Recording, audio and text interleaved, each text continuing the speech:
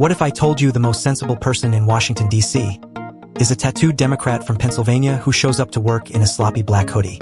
2 years ago, I would have laughed at such a suggestion. But post-election, Senator John Fetterman has continued his metamorphosis into one of the most refreshing politicians of our time, bravely crossing partisan lines to call out nonsense and champion America's bedrock values. On Monday, he humbled the women of The View, who seem to exist in 2025 simply to henpeck to death anyone who hasn't enthusiastically enlisted in the Trump resistance.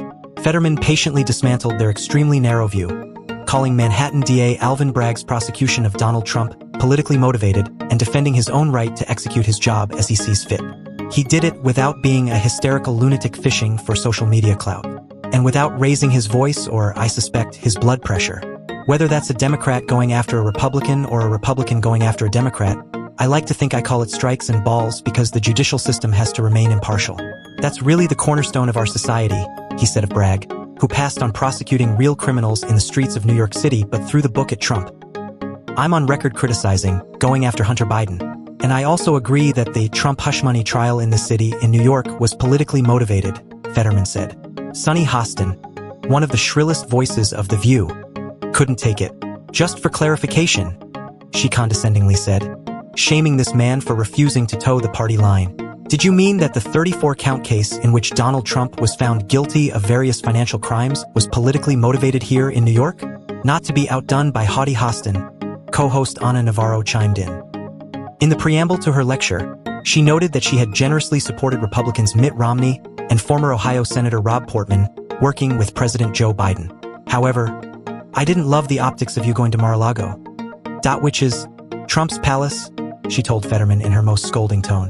Because it's only Republicans who should meet with Dems in power, not the other way around, you see. Fetterman, though, was controlled and good-humored as he told her that engaging the president when you're in this business, that's part of the job. He compared it to Governor Gavin Newsom, another Democrat, welcoming our president to California to get things accomplished.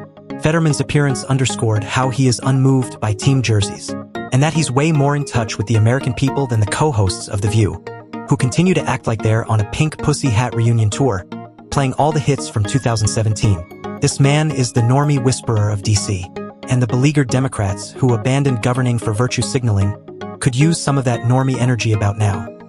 Even his ridiculous style has grown on me. If clothes make the man, Fetterman makes the hoodie. I admit that when Fetterman, who suffered a serious stroke in 2022, ran for his Senate seat that year, I was horrified that a man so seemingly diminished was off to Capitol Hill. But he has emerged clear-eyed and pragmatic, as evidenced by his unshakable support of Israel in the wake of the October 7th massacre by Hamas.